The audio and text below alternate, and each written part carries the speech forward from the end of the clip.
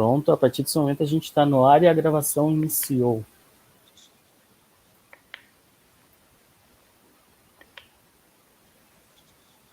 Professor, você está no controle da apresentação? Qualquer coisa, o professor avança para a gente, por gentileza? Claro. Perfeito, obrigado.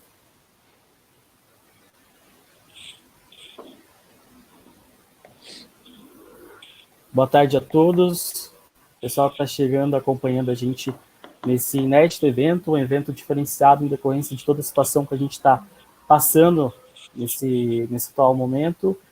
Agradeço desde já a participação e a presença de todos. O pessoal que está chegando, coloca no chat aí seu nome, a cidade, para que a gente possa interagindo e cumprimentando vocês ao longo do nosso evento, do lançamento desse livro pela editora Policívitas, com a presença do autor, o Dr. Armando Terribilho Filho. Temos aí já 16 pessoas acompanhando o nosso lançamento.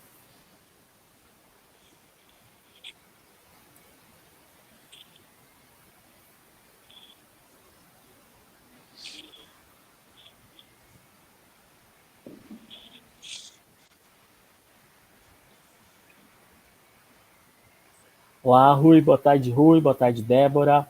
Sejam todos aí bem-vindos, Ana Clara. Obrigado aí pela presença de vocês. Professor Gilmar, obrigado pela presença e acompanhamento aí nesse evento. Rafael. Professor Armando, a gente está muito feliz, e isso eu falo em nome da editora Policívitas, com esse lançamento, com esse evento, que certamente, quando o professor começou a escrever esse livro, pensou de uma maneira diferente, né? Mas estamos nos virando com as armas que nós temos, e acho que isso é um momento de muita reflexão e faz com que a gente tire grandes oportunidades de um momento como esse. Então, agradeço desde já a tua contribuição e parceria aí com o Grupo Educacional Policívitas, aqui em nome da editora. E eu gostaria de, antes de tudo, passar a palavra para o nosso diretor-presidente do Grupo Educacional Policívitas, representando aqui a editora Policívitas, para os cumprimentos aos participantes do lançamento do evento. Paulo, boa tarde. Olá, Jean, obrigado, boa tarde, professor Armando, boa tarde a todos que nos veem, que nos escutam. Sem dúvida, um momento diferente para nós, do Grupo Educacional Policívitas, nesse evento virtual da editora Policívitas, num momento diferente que a vida nos apresenta. E acho que o grande desafio que nós tivemos, e para nós o momento do lançamento de livro é fantástico, é diferente, é de muita alegria. E quando nós temos um livro como esse, com o professor Armando, seja um professor nota 10 no ensino superior, nos deixa ainda mais felizes. Por quê? Porque nós acreditamos, e essa é a premissa do Grupo Educacional Policívitas, que a transformação da sociedade só acontece através da educação e do conhecimento. E entendemos que o ator professor é, sem dúvida, o principal nessa mediação entre o conhecimento e os alunos. Eu faço um agradecimento a todos que estão participando, faço em especial a professora Fernanda, da PSEG, que desde o início se animou e esteve conosco fazendo toda essa construção da obra, vai estar disponibilizando aos seus alunos também a obra Seja um Professor Nota 10, e dizer que nós, desde o primeiro encontro com o professor Armando, ficamos muito felizes e lisonjeados, porque a história do professor Armando ela é uma história muito bonita na educação, não só na área de sua atuação, na área de projetos, mas na área da educação. E ele se prontificar a estar repassando, a materializando isso através de uma obra, é, sem dúvida, uma questão muito interessante e fantástica, e nós, como editora, ficamos muito felizes por ser a editora escolhida. E também quero aqui, professor, agradecê-lo pela cessão dos direitos autorais à editora e que nós, em contrapartida, vamos estar distribuindo gratuitamente às instituições públicas de ensino superior do Paraná exemplares do livro. Quero também agradecer todo o time da Policívitas, que não mediram esforços para estar também presente nesse momento, e dizer que Sem dúvida, quando a gente tem um propósito e esse propósito é imbuído de transformação, de algo positivo, de algo proveitoso, e ele, em específico, focado na transformação das pessoas através da educação e do conhecimento, é, sem dúvida, encontrado caminhos para que isso possa acontecer. Por exemplo, o de hoje. Nós havíamos programado um lançamento presencial, tínhamos discutido com o professor Armando diferentes possibilidades e hoje estaríamos nos abraçando, recebendo os amigos e confraternizando. Infelizmente, não foi possível, mas aqui estamos nós, fazendo um lançamento virtual, algo que para nós é inédito, é interessante e só temos a agradecer ter a tecnologia para momentos como esse. Quero aqui deixar o nosso muito obrigado, deixar o Grupo Educacional Policívitas, que desde 1997 vem atuando com a educação nos seus diferentes níveis à disposição de todos vocês e desejar que vocês tenham um bom proveito dessa fala com o nosso querido e nobre professor Dr. Armando. Muito obrigado a todos. Obrigado, Jean. Obrigado, professor Paulo, pelas palavras. Realmente a gente pensou esse momento de uma maneira diferente, mas as situações que a gente vive nos fez estar aqui hoje de maneira virtual, online, inédita, e acho que estendo os nossos cumprimentos e parabéns ao doutor Armando, mas principalmente a vocês que acreditaram nessa proposta, nesse evento diferenciado, fizeram a aquisição do livro, mas não só isso, acho que não como forma de adquirir um produto, mas sim representando todo o respeito e carinho pelo nosso autor, o professor Dr. Armando. Então, cumprimento aqui novamente o pessoal que está assistindo a gente. Durante a palestra que a gente vai iniciar agora, a palestra do Dr. Armando, fique à vontade para interagir com ele no chat, colocar suas perguntas. Ao final, nós temos um momento aí de interação e de esclarecimento de dúvidas. Importante falar que as pessoas que fizeram a aquisição do livro físico, nós já fizemos o envio para o endereço de confirmação, e o pessoal que fez a escolha do e-book estará recebendo o arquivo protegido até o dia 20, a próxima segunda-feira. Então, obrigado, professor, palavra toda sua. Obrigado. Bom, boa tarde, né? Assim, realmente é um evento ímpar, é algo totalmente, assim, diferente de tudo que aconteceu, de tudo aquilo que a gente planejou. Eu sei que eu queria estar muito junto de vocês, de cada um de vocês.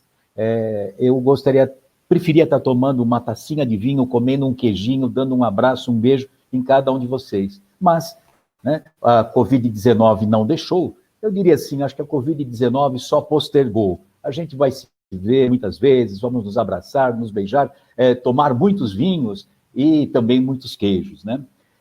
São muitos agradecimentos que eu queria fazer, né? Primeiro, a editora, né?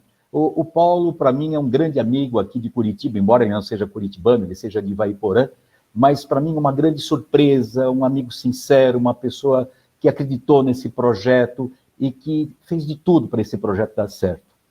O Jean, né, que o nosso mestre de cerimônias, uma pessoa sempre atenta, receptiva, acolhedora. Então, a editora, para mim, foi sensacional por ter acreditado nesse projeto. Eu não posso deixar de agradecer a Fernanda, a Carol Shinoda, do PSEG, lá da Exac USP. Elas acreditaram, investiram, porque nós precisávamos de algum valor, pelo menos, para pagar o custo fixo de impressão desses exemplares iniciais aí. Eu tenho tanta gente para agradecer aqui, e o Paulo falou para mim, não comece a citar nomes. Se você citar nomes, nós estamos já com quase 100 pessoas participando, nós vamos ficar a tarde toda. Mas eu não posso deixar de lembrar de um amigo meu que faz aniversário hoje, o Moisés de São Paulo, está fazendo aniversário hoje, então eu queria cumprimentá-lo. Mas aqui, de Santa Catarina, eu tenho meus grandes amigos, ex-alunos de Itajaí, amigos de Blumenau, de Florianópolis, Itapema, aqui do Paraná, grandes amigos de Londrina, amigos de Ponta Grossa participando, a minha amiga de Rio Negro, tem gente de Paris, olha só que show, né? Gente de Paris participando, meu amigo Abraim, lá do Canadá, de Toronto, uma amiga de Milão participando, temos muita gente participando do Nordeste, de João Pessoa, pessoal de Recife, pessoas de Brasília participando, e do estado de São Paulo, né? Estado de São Paulo, muita gente de São Paulo, Piracicaba, Salto, Itapevi, Valinhos, Campinas, Atibaia, Santo André. Então, eu tenho que agradecer a todos vocês, em especial a 6 pessoas que se prontificaram a fazer um depoimento. Esse depoimento, ele consta aqui na capa traseira. São professores que eu respeito, que eu admiro, pessoas extremamente carinhosas comigo durante toda a vida. Queria agradecer a todos os professores, né, que de uma forma ou de outra sempre colaboraram comigo, me ensinando, me apoiando.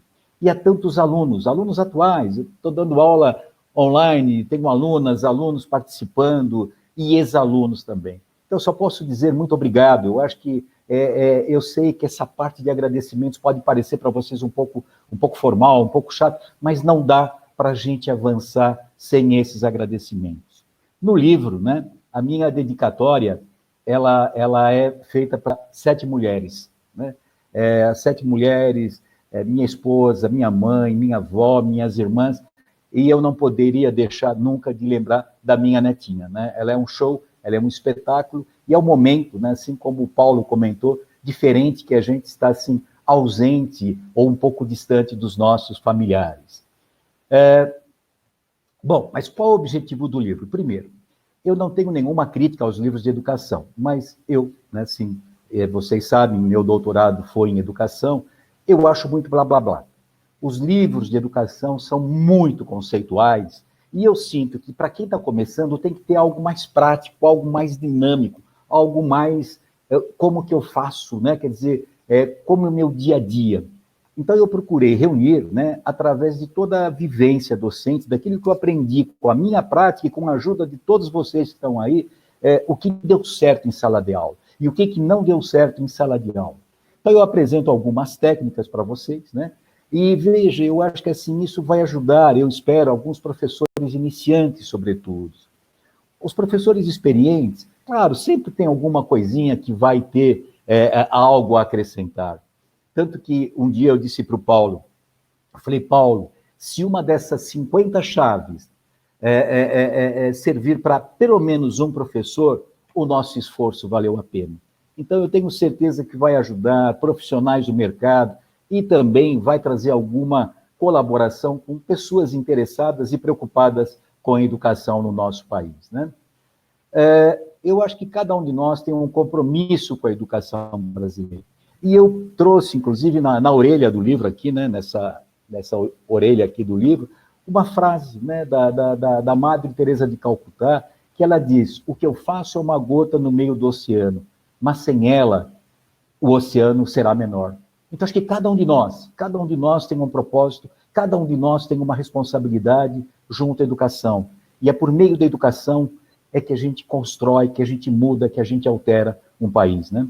A gente vive um momento tão delicado do ponto de vista político, né? Tanto conflito, tanto debate, tanta divisão, e eu acho que assim nós tínhamos que ter um processo muito mais de construção do que de cisão, de darmos as mãos no sentido de construir.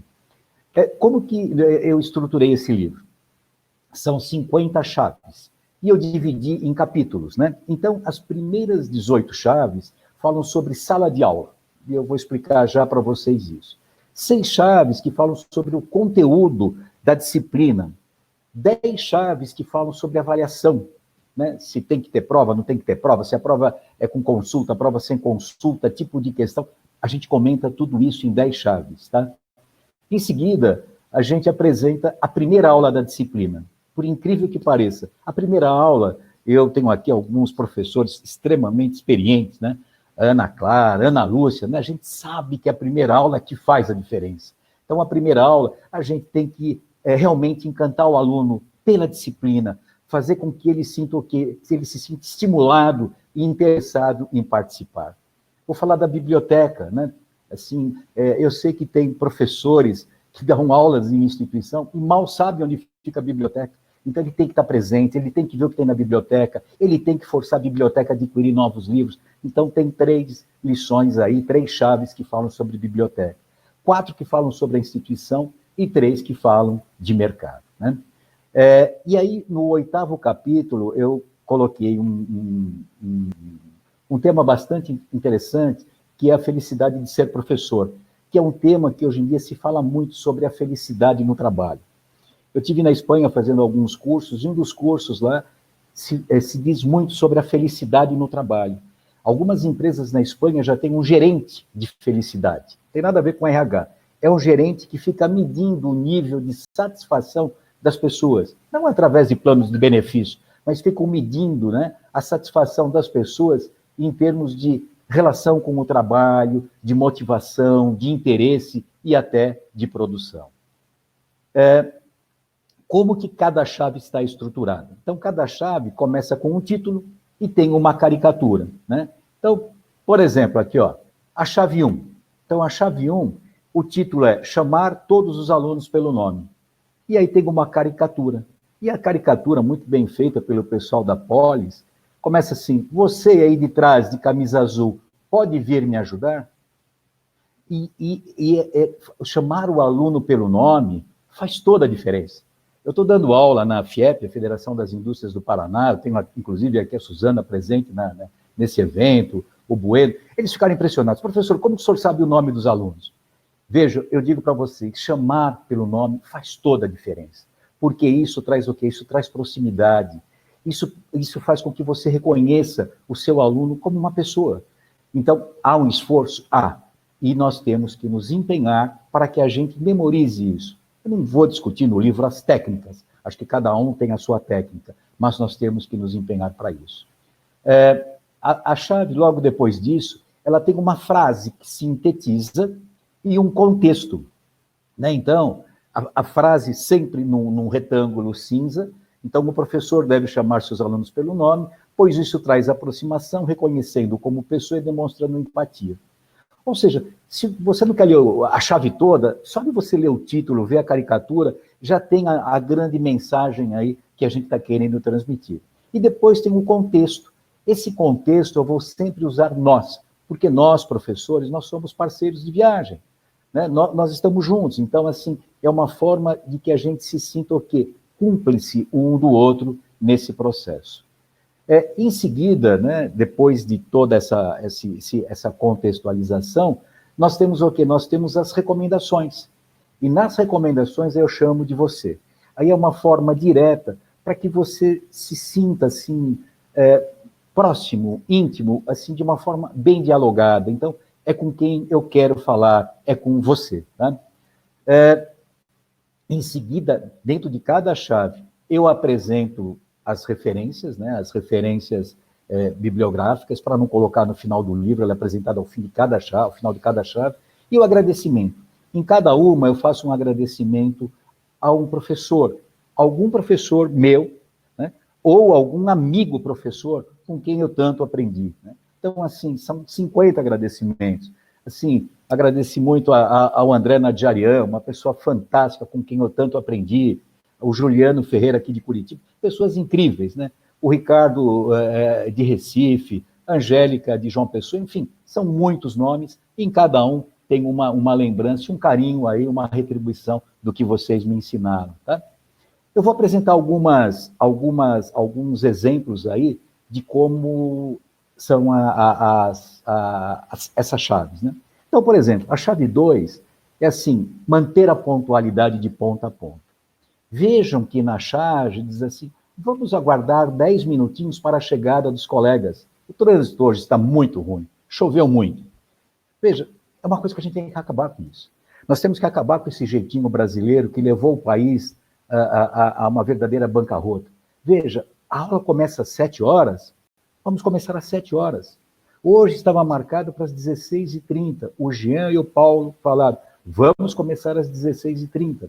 Veja, ninguém quer penalizar os atrasados. O que a gente não pode é beneficiar os atrasados. Nós temos que valorizar os pontuais, isso sim.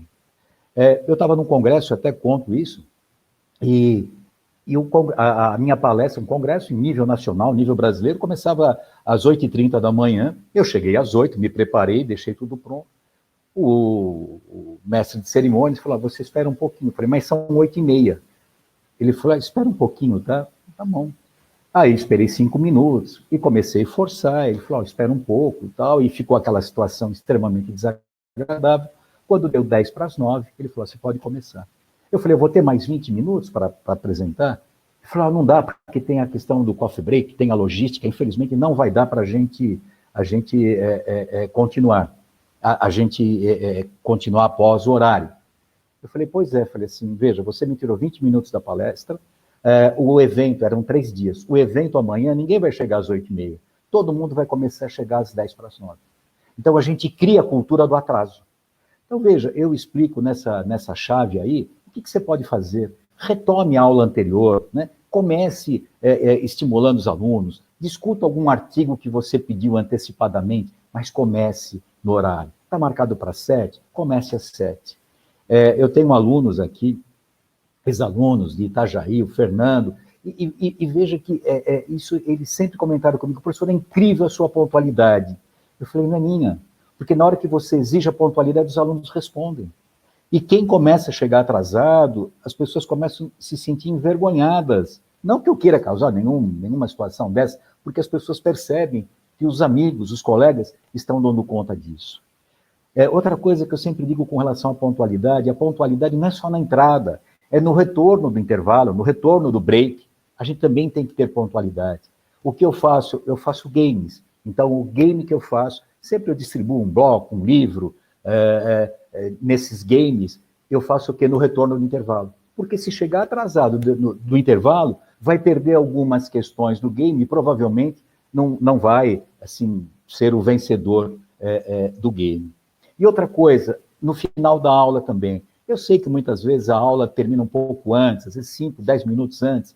Paciência, eu acho que assim, a gente às vezes tem um conteúdo, né? E não adianta, depois que você terminou aquele conteúdo, tentar esticar a aula por 5, 10 minutos, que fica até desagradável, né? Você retomar alguns conceitos. Mas assim, procure manter a pontualidade também de encerramento sempre que possível, né? Uma outra chave que eu queria mencionar com vocês, e uma vez eu comentei com uma amiga, a Marisol, a respeito disso, ela gostou bastante, é assim, se você deixar os grupos trabalharem em sala de aula, como que eles formam os grupos? As panelinhas, né?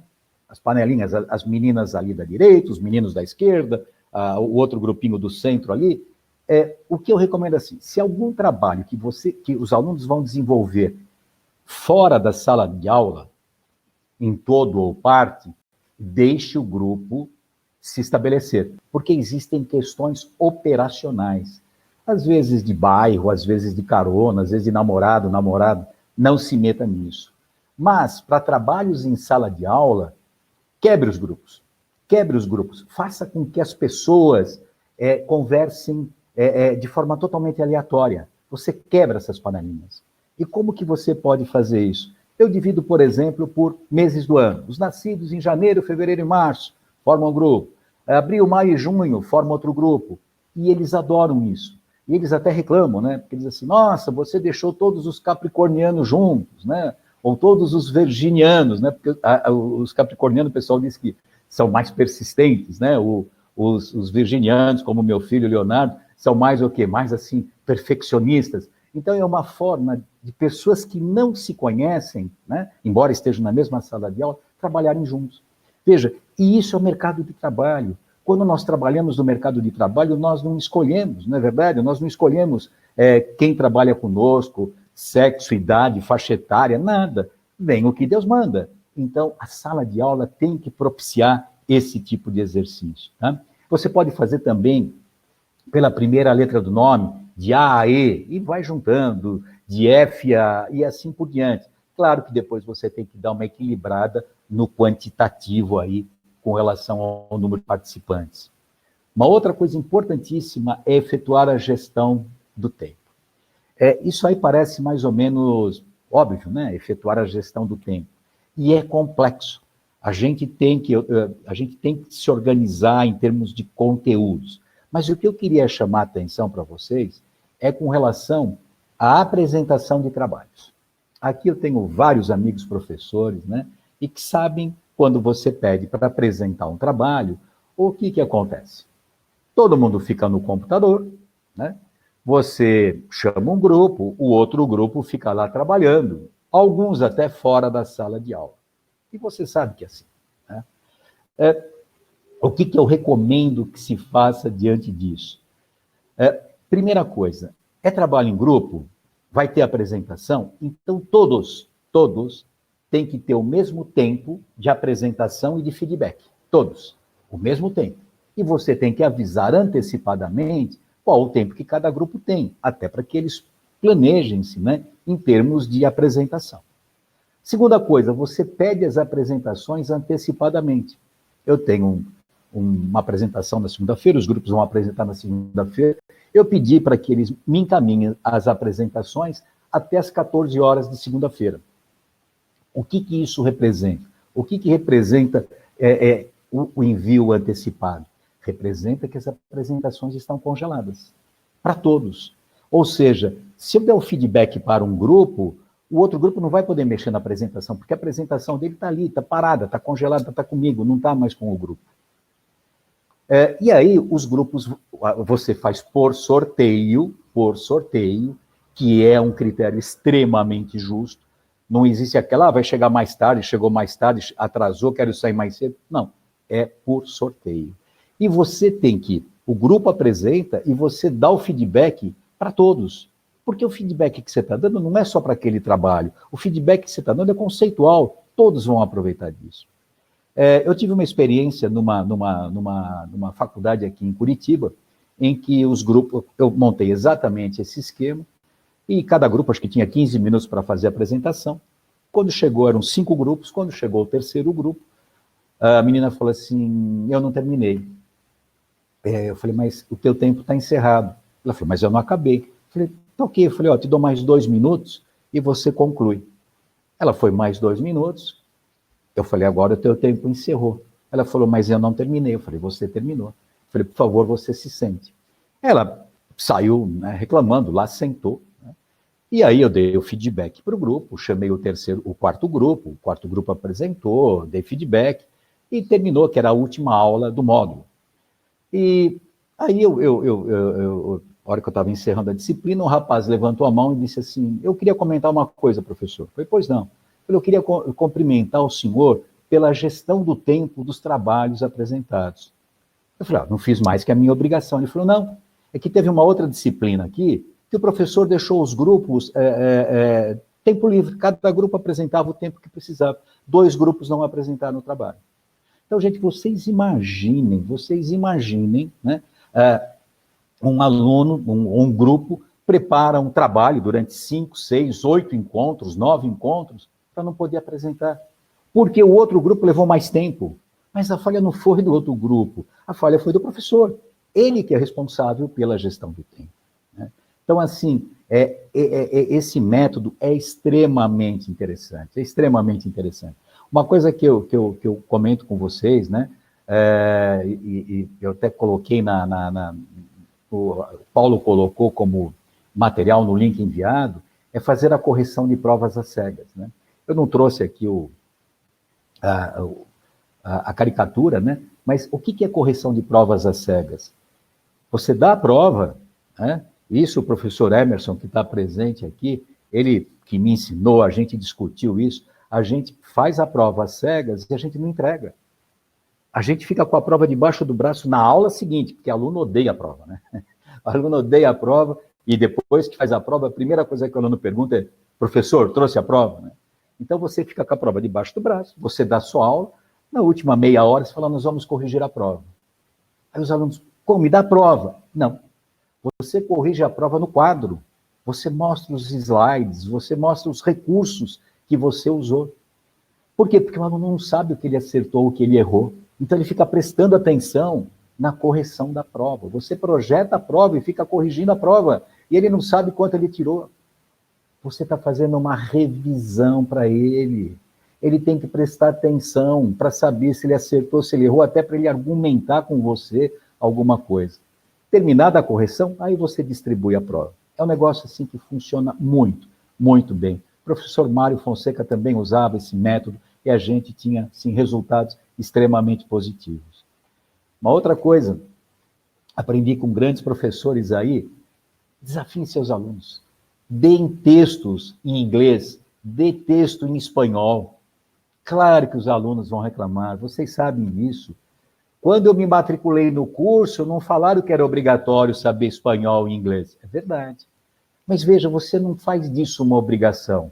Você dá um texto e você fala, da prova vai ser uma questão bônus, vale meio ponto. Vocês vão ver como o aluno vai correr atrás.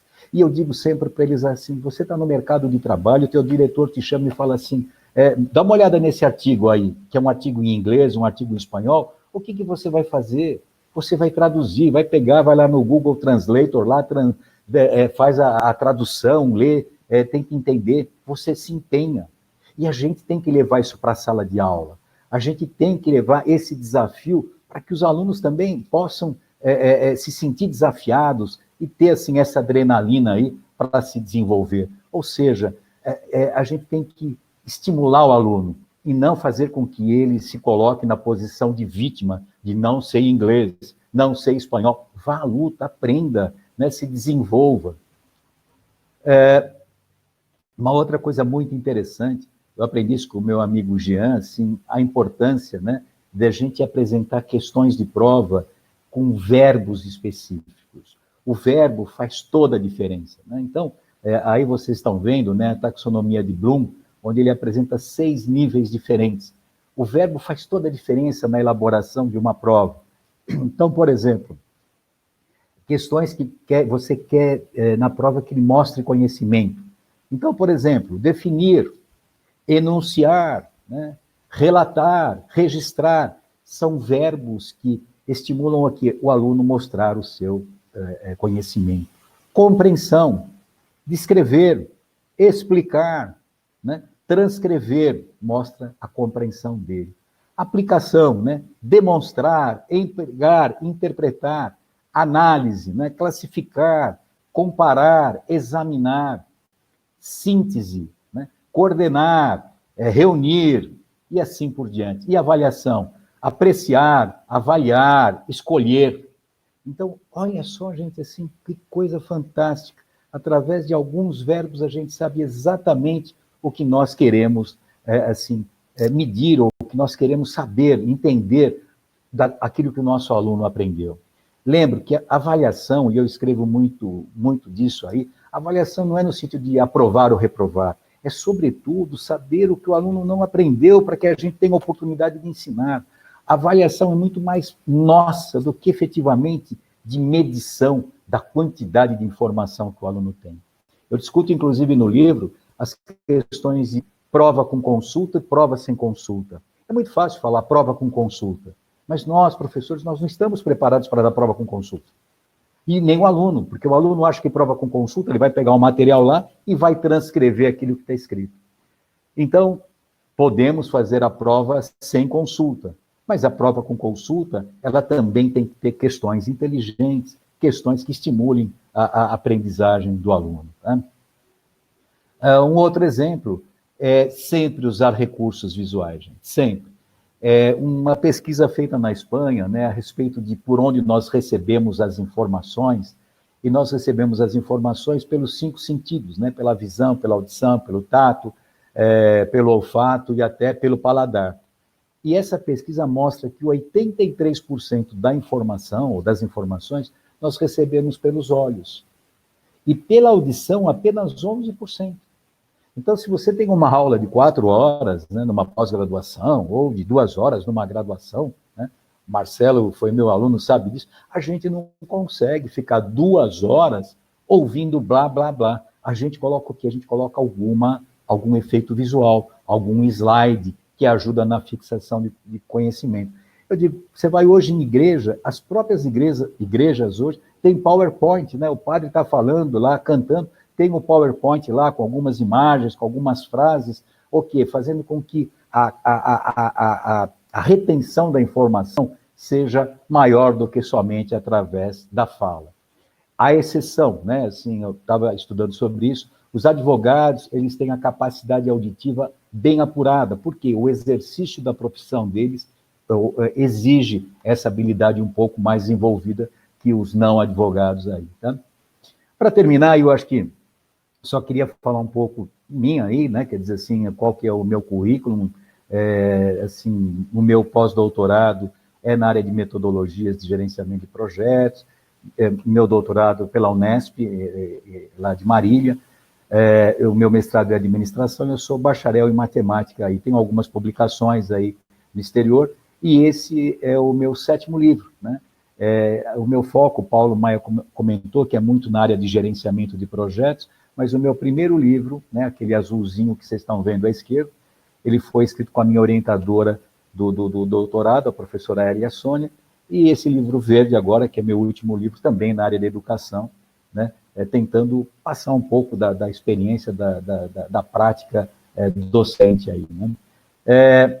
Tem uma frase final que eu queria deixar para vocês, e principalmente para os professores aqui presentes, assim, não quero passar excesso de responsabilidade, mas um grande professor, jornalista, historiador americano, Henry Adams, ele disse, um professor se liga à eternidade, ele nunca sabe onde cessa a sua influência.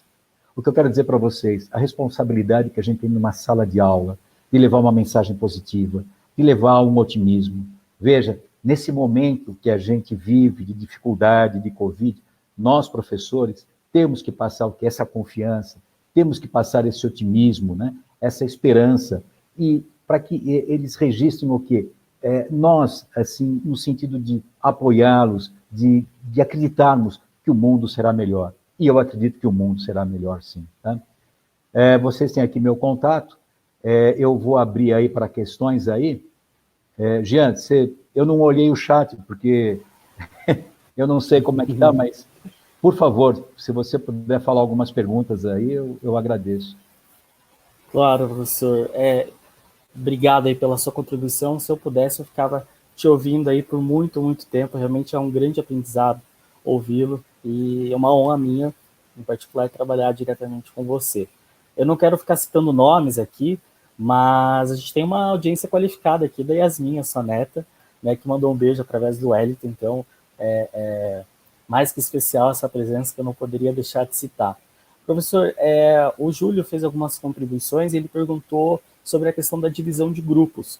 Ele pontuou se seria válido você fazer, por exemplo, temos 4 grupos, pegar os alunos e falar, você é 1, 2, 3, 4, 1, 2, 3, 4, ou seria interessante ter algo em comum, como você citou a data de nascimento, inicial, enfim, como que você sugeriria essa separação por grupos, Isso. se é necessário ter um ponto em comum entre eles? Muito bom. O Júlio sempre questionando no sentido contributivo. Júlio, muito obrigado pela tua presença aí. O que eu quero dizer é o seguinte, pode ser feito isso? 1, 2, 3, 4, 1, 2, 3, 4? Pode, né? É um processo totalmente aleatório. Eu gosto de ter alguma coisa em comum. Eu gosto. Eu já tive até casos, gente, que eu dividi por time de futebol. Né? Então eu falava assim, quem torce para o Corinthians é um grupo, quem torce para o Palmeiras é outro. Aí algumas pessoas, não gosto de futebol, vai ser a turma que não gosta de futebol. Então, quer dizer assim, se a gente consegue ter alguma ligação, eu acho que é legal, Júlio, vale a pena, porque é alguma coisa em comum. Essa coisa de dividir por mês de ano, de nascimento, é bem legal, porque assim, eu vejo assim, algumas pessoas, assim, por exemplo, dizendo assim, poxa, eu não sabia que você era de janeiro também. Veja, é muito mais do que você é número 2, como eu sou número 2. Não está errado, mas eu acho que se a gente conseguir, Júlio, ter um vínculo aí, eu acho que fica legal, sabe? Eu acho que fica muito bom. Claro, qualquer vínculo positivo, né? Não vá para a política. Jean, mais alguma coisa? Sim, o Michael fez uma pergunta aqui bastante interessante. Ele perguntou como que o professor vê, né, junto com as propostas que o professor apresenta e traz no livro, a questão das escolas que ele cita, entre aspas, passam as mãos nas cabeças dos alunos. O Marco é uma pessoa maravilhosa, né? Obrigado, Marco, pela tua presença aí, né? Veja, Marco, eu sinto assim, eu acho que a gente tem que exigir. E eu sinto, claro, eu trabalho hoje em dia basicamente com pós-graduação, mas na própria graduação eu sempre exigi, sempre exigi. Eu acho que assim, eu sinto que o nosso jovem, ele precisa disso. o nosso jovem, ele precisa de cobrança e de limites. E de limites. Quando você coloca limites, ele reclama, mas ele aceita, porque muitas vezes falta isso para ele em casa. Então, quer dizer assim, na hora que você coloca, e eu coloco, e tenho alunos aqui de Itajaí, amigos meus, eu coloco lá nota, uma das minhas notas, lá vale 10%, é presença e pontualidade. Já me falaram, nossa, que absurdo, o professor dá nota por presença. Ué, o curso não é presencial? Se o curso é presencial, a presença tem valor. O que eu quero dizer, Marco, assim, exija. Eu digo assim, as faculdades, elas têm, né, hoje, infelizmente, um interesse comercial, mas nada que atinja a sua ética, aquilo que você acredita, né? Tem história de uma amiga que vale a pena contar. Ela foi convidada para dar aula numa instituição de ética. E ela conversando com o diretor, era uma faculdade bem pequena, no interior de São Paulo, e ela conversou, acertou o valor da hora-aula, e ele disse assim, olha, eu te pago sem nota, assim você não recolhe imposto tal, e fica melhor para todo mundo. Aí ela disse assim, eu não vou dar mais aula aqui.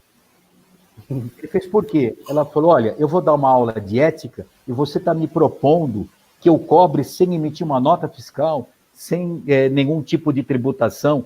Então, ela se recusou a dar aula naquela instituição, né? E há muitos casos, sabe, Marco, que eu acho assim, ter tolerância, assim, no sentido de sabe, aprovação, não force muito, é razoável. Mas quando alguma coisa fere teus princípios, os teus valores, eu acho que aquela instituição não serve para você, né?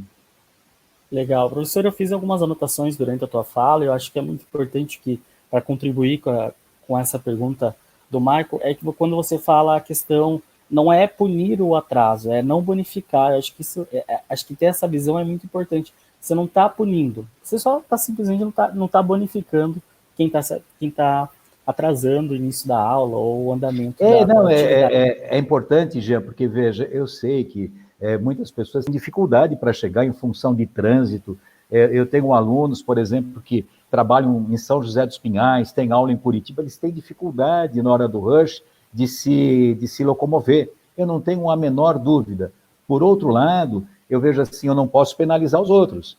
Eu tenho que dar aula para os outros, valorizar a presença dos outros, e quando ele chegar, ele dá seguimento ali, tá? Eu acho que, veja, eu estou vendo a presença de um ex-aluno meu aqui, que eu não falo com ele há muitos anos, o Ari, abraço para você, Ari, e o Ari sabe disso, que eu exigia esse tipo de coisa em sala de aula lá no Senac, em São Paulo, né? E o pessoal respondia, o pessoal valorizava, né? Eu acho que vale a pena. Eu estou vendo aqui uma pergunta do Antônio, né? Isso, essa mesmo que eu sinalizei, sobre as universidades, né? Aulas com mais de 100, turmas com mais de 100 pessoas, né? Como ministrar uma aula com esse quantitativo de alunos, acho que trazendo para a visão do livro. Antônio, perfeita a tua colocação, é extremamente difícil. Eu já dei aula para 95 alunos, né? E veja, assim, claro, você não consegue memorizar o nome de todos, mas um exercício que eu faço, todo mundo que levantava a mão para fazer qualquer colocação, eu dizia assim, por favor, diga o seu nome e e faça a pergunta. Então a pessoa, ela o tempo todo, ela tinha que se apresentar, em termos de dizer o nome, para que ela ficasse, né, assim, conhecida pelos colegas. E eu dava trabalho em grupo. Para 110 alunos, claro, se você tiver pelo menos uns 5 encontros aí, você consegue montar grupos e esses grupos apresentarem os trabalhos. E uma coisa que eu sempre digo, apresentação de trabalho, sempre 2 alunos, no mínimo 2. Eu nunca obrigo ninguém, Jean, a apresentar o trabalho, mas eu peço que um aluno e mais um. Porque um aluno, o grupo sempre manda. O aluno manda quem? O melhor. Aquele que melhor fala, ele manda o aluno. Então tem que ter mais um. E o grupo que escolha mais um. Então é uma forma de você forçar que outras pessoas também se exponham e se desenvolvam em termos de apresentação, né? Legal. Professor, juntando aqui algumas perguntas que estão chegando, o pessoal pergunta bastante sobre o ensino à distância, sobre o uso da tecnologia, o futuro da educação. Como que o professor vê isso?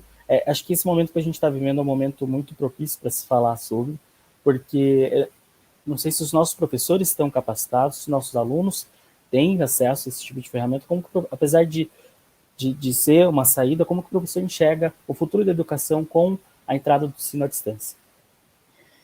Veja, eu acho que é uma questão extremamente pertinente no momento que a gente vive, né? Jean, coloque em mute o teu, que eu acho que está com um som externo.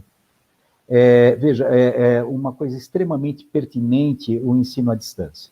O que aconteceu? Eu dou aula em algumas instituições que o ensino à distância já é algo normal, algo que existe. Então, a Exalc USP já tem isso instituído. Ontem eu dei aula lá, né, com o apoio da Carol, com o apoio da Fernanda, para quase 600 alunos.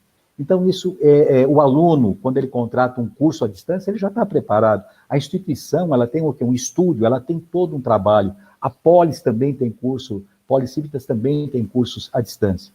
Outras instituições, o que fizeram no coronavírus? Viraram a chave, sai para dar curso à distância. E está todo mundo, assim, sem preparo. O professor não tem preparo, o aluno não tem preparo. Por quê? O aluno não está preparado para ficar na casa dele 4 horas ouvindo. Ele não se planejou para isso. O professor, veja, e é um grande desafio para a gente. O professor Gilmar está acompanhando, o professor Gilmar esteve comigo nessa semana numa sala de aula.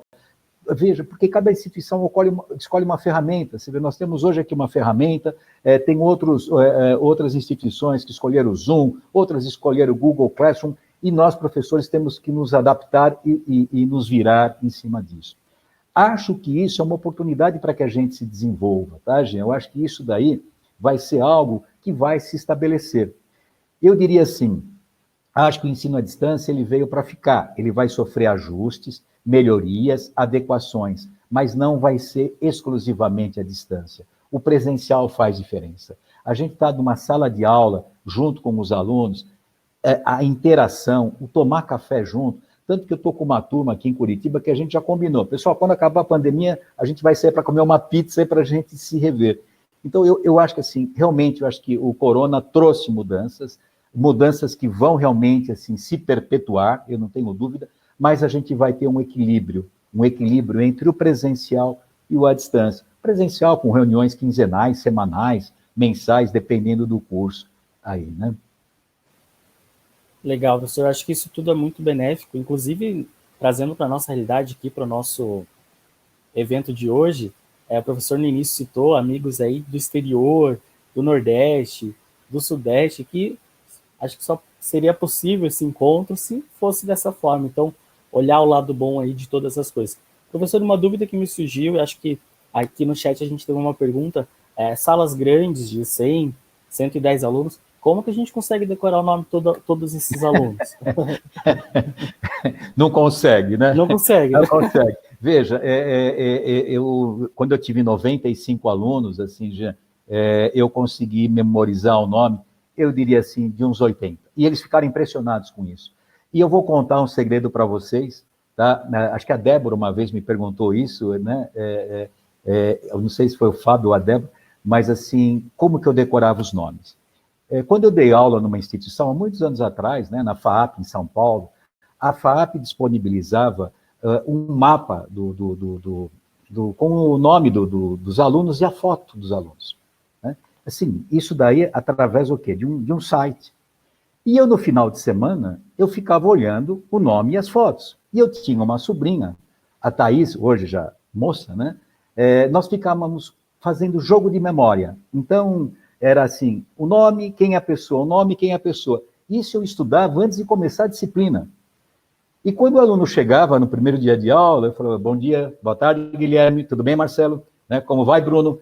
E eles ficavam impressionados, quer dizer assim, tipo, da onde esse cara conhece isso aí, né? Então, veja, claro que tem um esforço, né? Eu já cheguei semestre a ter 400 alunos, mas é uma coisa que é querer, né? Assim, é tentar. E veja, tem técnicas de memorização, acho que cada um tem a sua. O pessoal, inclusive, da FIEP me perguntou como que é a técnica, eu não sei. Eu repito o nome da pessoa, é uma coisa que eu acho que ajuda, né? E quando eu me apresento para uma pessoa, o Abraim sabe muito disso daí, quando eu me apresento para uma pessoa, eu não estou preocupado em falar meu nome. Eu me preocupo em ouvir o nome da pessoa, porque isso vai trazer proximidade. Uma coisa que a gente sempre pode fazer, como técnica de memorização, é fazer associação, né? Associar com algum amigo, com algum parente. E se você falar isso, depois eles querem saber com quem que eles foram associados. Então, não fale isso em sala de aula, não é, Fernando? Legal, professor. O Paulo, ele pergunta uma questão até um pouco delicada com a questão da desmotivação dos estudantes. Então, ele pergunta, ele agradece pela sua palestra, como lidar com a falta de perspectivas profissionais e, consequentemente, a falta de motivação dos estudantes. Veja, eu acho que a primeira coisa, assim, eu acho que a falta de perspectiva profissional, ela é uma realidade no cenário atual. Mas eu quero dizer o seguinte, quanto melhor preparado você estiver, mais competitivo você é nesse mercado. Então, se você desanima, você vai lá para o fim da fila. Se você se motiva, se você se desenvolve, a coisa acontece. Tanto que eu digo, primeira coisa, a sala de aula é para fazer networking. Sala de aula, você conhece gerentes, você conhece profissionais, você conhece empresários, pessoas que têm empresas. Então, você tem que se relacionar dentro de uma sala de aula com colegas e com professores. Eu digo para os alunos, LinkedIn, eu até cito isso no livro. Veja, eu pego o nome dos meus alunos, quando eu vou começar uma turma, eu convido todo mundo no LinkedIn. Por quê? Para que eles estejam conectados. Eu acho que é importante. Hoje, o LinkedIn é um material, né? Hoje o LinkedIn, ele é indiscutivelmente uma ferramenta de empregabilidade, uma ferramenta para você se desenvolver em várias áreas aí, você recebe artigos, você se conecta, você quer fazer benchmarking, quer conhecer outras empresas, o LinkedIn te traz contato. Então, acho que assim, o aluno não pode se desmotivar, e a gente tem que mostrar isso para ele, que ele é dono da trajetória dele. É o que eu sempre digo, é a questão da responsabilização. Cada um é dono da sua trajetória de vida, seja pessoal, seja profissional. Coincidentemente ou não, professora Débora Ogawa, desculpa se eu estiver pronunciando o seu nome errado, comentou do LinkedIn. Ela falou, fazer conexão no LinkedIn dos alunos antes da sua aula também ajuda a associar o nome e a foto. Perfeito, Débora, perfeito. Obrigado professor, pela presença.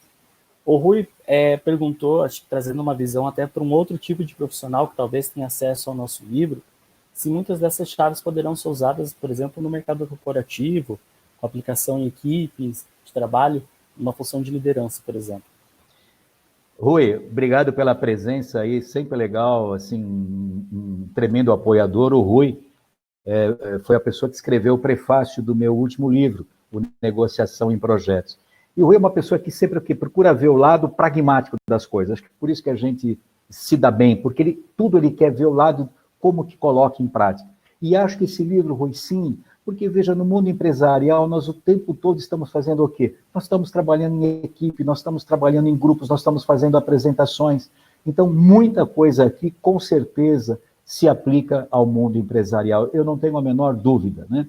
Tanto que uma coisa que eu sei que vocês são pessoas influentes, eu estou aqui com pessoas assim extremamente reconhecidas no mercado e eu queria dizer para vocês, quem conhece qualquer instituição de ensino que tenha cursos de pedagogia, de educação, entre em contato com a Polis. A Polis faz um preço extremamente legal para que todo mundo consiga um exemplar desse livro. E veja, o Paulo sabe disso, o objetivo do Paulo Maia não é rentabilidade, não é lucro, é o compromisso que a gente tem com a educação. Eu acho que a gente pode divulgar esse livro para que a gente melhore o nível dos nossos professores, né, o nível dos nossos alunos e o nível da nossa sociedade. É um grãozinho de areia, mas acho que se cada um fizer um pouquinho, Rui, eu acho que a gente avança, a gente cresce aí. Legal, professor. O Marcelo deixou uma pergunta aqui. O senhor sabe que tem o desejo de ser professor, o Marcelo Seri comentando, mas por enquanto tem apenas o bacharelado em administração. De qual mais especialização preciso para ser um professor? Acho que olhando aí pela carreira, o perfil de currículo dele. O Marcelo é um ex-aluno, um ex-orientando que ficou um tremendo amigo meu, tanto que ele já veio aqui para Curitiba com a esposa, a gente saiu para comer pizzas, né, massas, tomarmos vinho aí, né, Marcelo? Veja, o pessoal fala muito do mestrado, né, assim, tem que ter mestrado, tem que ter doutorado. Veja, a carreira docente não. você precisa ter o quê? Não precisa ter nada. Para ser professor, não precisa ter nada. Precisa ter, primeiro, conhecimento, precisa ter vontade e tem que ter network. É claro que se você tiver um mestrado, você está muito mais bem preparado em termos de título, em termos de pesquisa, porque o mestrado te oferece isso. Mas você pode ter uma pós-graduação e dar aula, né, num curso de graduação, num curso de pós-graduação. A legislação, ela exige, a Ana Clara conhece muito a LDB, a regulamentação, a legislação exige que uma instituição tenha pelo menos 50% de professores titulados, ou seja, mestres e ou doutores. Então, se você entrar numa instituição para dar aula sem ter a titulação, ou seja, você tem graduação e pós-graduação, você não é titulado. Então, a instituição tem que ter um outro professor que compense você por não ter a titulação. Então, eu recomendo, veja, tem vontade? Acho importante fazer um mestrado, mas não é uma necessidade, não. Acho que quem gosta de educação, quem gosta de sala de aula, quem tem compromisso com isso, que seja professor, contribua, porque o fato de você ser um professor não impede que você, Marcelo, exerça a tua atividade numa empresa durante o dia. Tanto que aqui na introdução eu falo não só do aluno de dupla jornada, o aluno que trabalha durante o dia e estuda à noite, mas também o professor. Muitos professores trabalham durante o dia e dão aula, trabalham também à noite, dando aula. E veja, tanto que eu falo, vamos esquecer essa coisa de porque eu trabalho em empresa, dou aula à noite, não dá para preparar aula boa. Você tem fim de semana, você tem noites de sono. Se você assume um compromisso de ser um professor, faça a coisa bem feita. Como disse o Ayrton Senna, né? Ou você faz a coisa bem feita, ou não faz. Né? Quer dizer assim, então, compromisso de educação não é para ganhar um dinheirinho a mais. Educação é formação, formação moral, formação ética, formação intelectual e também formação profissional. Que eu acho que hoje esse é um equívoco. Muita gente acha, Jean, que a pós-graduação é só formação profissional. Não, é formação cultural, intelectual, ética, moral. Tudo isso a gente passa para os nossos alunos, tudo isso a gente discute com eles, valores, princípios. Né? Tanto que uma coisa que, já que a gente tem um tempinho aí, isso daí eu aprendi com grandes amigos, toda a prova eu coloco questões de cultura geral. Questões, assim, banais de cultura geral. São questões bônus. Então, por exemplo, a prova vale 10, eu ponho lá uma questão de um texto em inglês ou espanhol, valendo meio ponto, e algumas questões de cultura geral valendo meio ponto. A prova vale 11. Faz mal, tira 11, ótimo, tirou 11, perfeito. Mas a gente estimular as questões de atualidade, as questões culturais. Os alunos lá em São Paulo, nas instituições que eu dei aula, eles adoravam isso, eles adoravam. Tinha aluno que não olhava a prova, eles iam direto, o Emerson deve lembrar disso, os alunos iam direto para as questões de cultura geral, que eram aqueles mais gostavam. Né? Eu lembro que numa época de eleição, eu perguntei assim, numa das questões de cultura geral, quantos anos é o mandato de um senador? Era a pergunta. Sem nenhuma conotação de partido político, nada. Quando eles perceberam, né, o que eu quis chamar a atenção deles, que o mandato de senador é de 8 anos, a importância, né, de você escolher um senador, porque ele vai ser o representante por 8 anos. Então, questões de cultura geral são muito legais, eles adoram isso aí, né?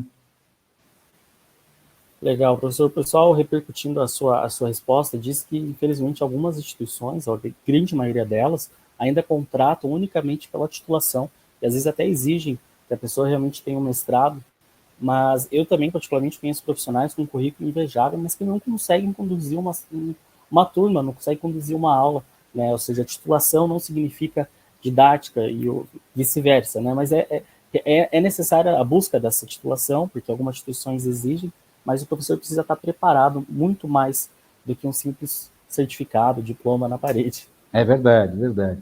Jean, veja, e tem instituições também que evitam professores muito titulados, até por uma questão de custo, porque, em geral, o valor da hora-aula do professor titulado é um pouco maior. Então, prefere trabalhar com não titulado por questões de custo. Então, é um mercado que a gente tem que navegar aí com inteligência, mas, sobretudo, com preparação. Eu acho que a gente tem que buscar preparação sempre, em termos de conteúdo. Tem um pesquisador chama-se Lawrence Steinhaus. Ele escreveu sobre o professor pesquisador. E uma coisa importantíssima que ele disse assim: o professor é responsável não só pelo conteúdo, mas, sobretudo, pela forma como ele dá aula. Ou seja, dar aula não é só conteúdo. Não adianta você ter só conteúdo. Você tem que ter formato. Você tem que saber estimular, você tem que saber desafiar, você tem que saber propor. Esse é o grande desafio. Conteúdo e formato. Essa soma é qualidade. Legal. Professor, muito obrigado por essa hora aí de grande conhecimento. Eu gostaria de passar a palavra para o diretor-presidente do Grupo Policívitas, aqui representando a editora Policívitas, para as considerações finais. Em seguida, eu volto com um breve recado para o pessoal que está nos acompanhando aqui até o final. Paulo. Obrigado, Jean. Professor Armando, não preciso nem dizer que, além de seu amigo, sou seu fã. E quando, nesses 55 minutos, escutando, é aquilo que nós sempre falamos, é a certeza de que essa obra vai, sim, ser uma semente que vai ajudar muitos professores e, consequentemente, muitos alunos, Brasil e, quiçá, mundo afora.